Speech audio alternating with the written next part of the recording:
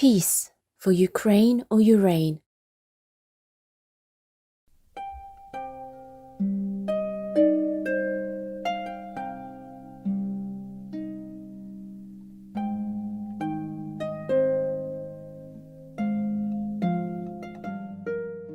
It's not easy for me alone to take care of everything. Understand, Master. Understand, Master. Everything takes time, even the small details.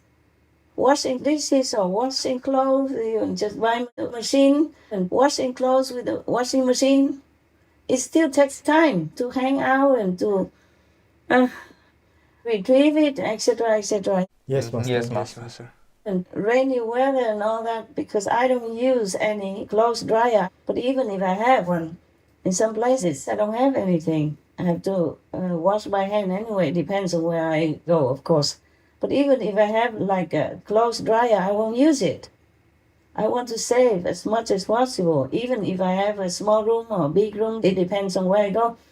I don't turn on all the lights. I use them only where I need to use. Yes, Master. Understand, Master. And I use like solar flashlight as well. Yes. Yes. Because my phone, I turn it off.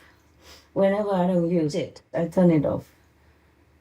And I want to tell the disciples, at least, who listen, that you have to save whatever you can. It's not just because of money, it's the karma. It's also for other people who need it. If we use too much, other people might not be able to afford it because the price will go up if things are not enough. Yes, understand, Master. So I save electricity, I don't turn on all the lights wherever I don't need them. Not because I save the money, but for other people to use, to share, Yes, Yes, Master. Master. so that the price will not be too overpeaked and put other people into suffering and despair. But I want to tell you people, the so-called disciples, if you still believe in me, and if you still want to live, in case you want to choose to live or survive whatever you can, maybe you will not die, maybe we will win.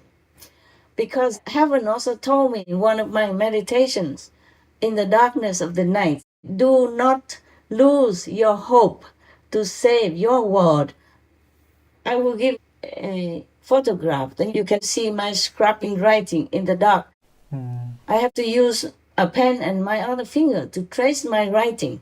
Wow. So it's not like a straight line, because if I didn't use my other finger to trace it, then I would probably write one word on top of the other. Yes, Yes, Master. Master. So it says, don't lose your hope to save your world. Oh, and that makes me feel very, very, somehow much better after that. Yes, Master. Yes, Master. And I taped it on the wall where I'm working. I'm gonna give you a photograph of that. Thank you, Master. Thank you, Master. Thank you. Don't laugh at my writing, No, Master. No, Master. because it's written in complete darkness. I could not find the light at that time, and I didn't want the light to disturb my continued vision for many other things. Understand, Yes, Master. Yes, Master. So I just used two hands, one hand with a pen and the other hand with a finger to trace it, to put the other finger on the page so that I know where I have written already, so I don't write on that finger pressed on space. Yes, Master. Yes, Understand. Master. Understand, Master.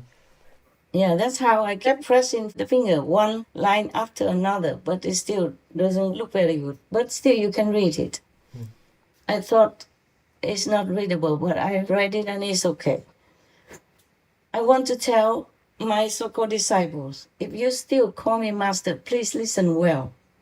If you do want to survive, please prepare many things, like a solar flashlight, yeah, anything solar that you can, and then prepare food. Yes, Yes, Master. Yes. At least so it lasts for 2 weeks or months or more if you can. Those that will not rot soon. Yes. Yes. Yes. And if you're using some of them because the date of expiration is soon, then you buy new ones to replace them in your pantry or in your cellar, wherever you put your food. Those that don't need a refrigerator, like rice, dry noodles of different kinds of beans, dry beans or canned beans and canned food and dry food, you save some for yourself in case really an emergency breaks out. I do hope not. I do hope not. Please pray that whatever I say to you is wrong. But just prepare in case. Who knows? Yes, Master. Yes, Master. Now, prepare food and prepare something for an emergency for warming the house. Look on the internet to learn many things that you could survive with in case of an emergency. Yes, Yes, Master. Master.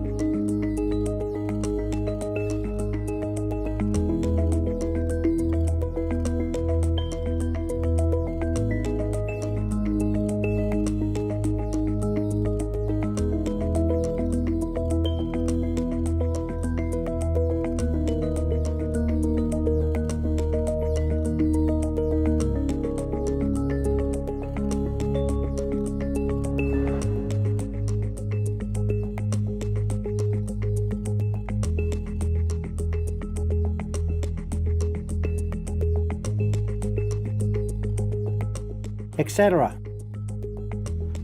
In case atomic bombs or nuclear bombs explode somewhere, even if not too near you, and of course especially if near you, don't go out. Don't go out for as long as possible. Depends on where you are, of course. Just stay indoors. Eat whatever you have in your pantry. It's safer. Don't try to go out and look for food or take things from the agriculture fields. They are contaminated and you will be breathing in contaminated air. Just stay put inside the house if you can, or anywhere inside, okay? Stay put. Understand, Yes, Master. Yes, Master. There is something also called anti-radiation drugs. I don't know how effective it is, but you guys can try to see if it's good. Then you can also prepare to have some at home in case. Yes, Yes, Master. Master.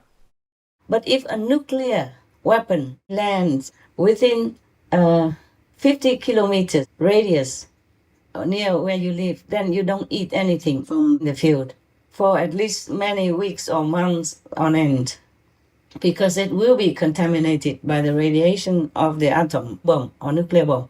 Okay, Master. Understand, Master. Understand, Master. Knowing what to do in the first hour of a nuclear attack might just mean the difference between life and death. An atom bomb destroys or injures in three ways: by blast, heat, and radioactivity.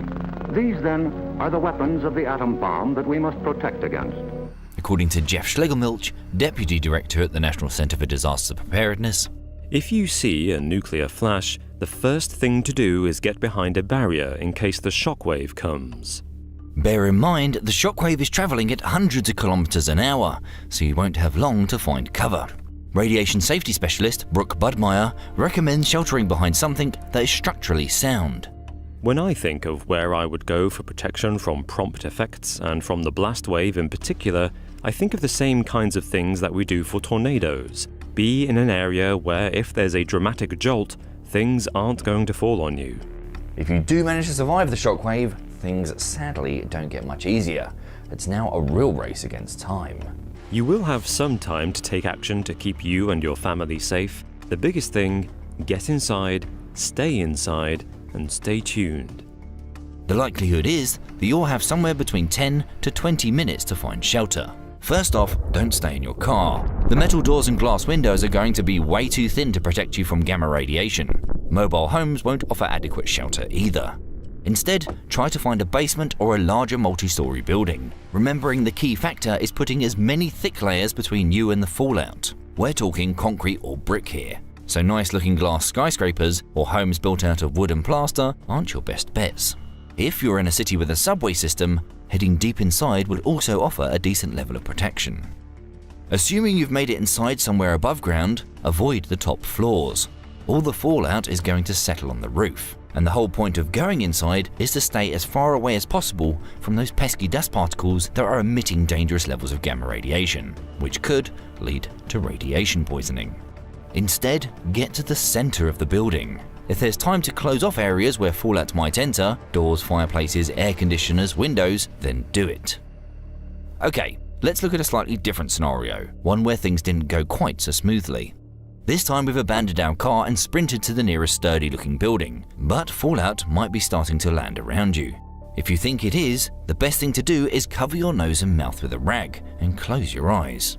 Stumbling around like this won't be easy, so in this example, it's taken 15 minutes to actually get inside.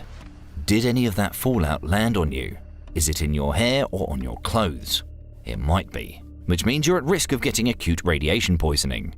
Carefully remove your outer layer of clothing. This can remove 90% of radioactive material. Put it in a plastic bag and leave it somewhere far out of the way. Take your time. Wiping your kit off too quickly might shake free any radioactive dust, and that's not going to help anyone. A shower would also be quite handy. By all means, treat yourself to some soap and shampoo to help wash yourself off, but avoid using conditioner. It will bind radioactive particles to your hair. Even if there's no shower, wash your face, hands and any body parts that were uncovered using a sink, damp cloth or wet wipe. Again, the key is using plenty of water and taking your time. The last thing you want to do is scratch yourself and allow radioactive material to get into your skin. By now, it's likely an hour has passed, which means that the radioactive fallout outside will have already decayed by 50%. Within the first 24 hours, it will have given up 80% of its energy, going up to 99% after 2 weeks.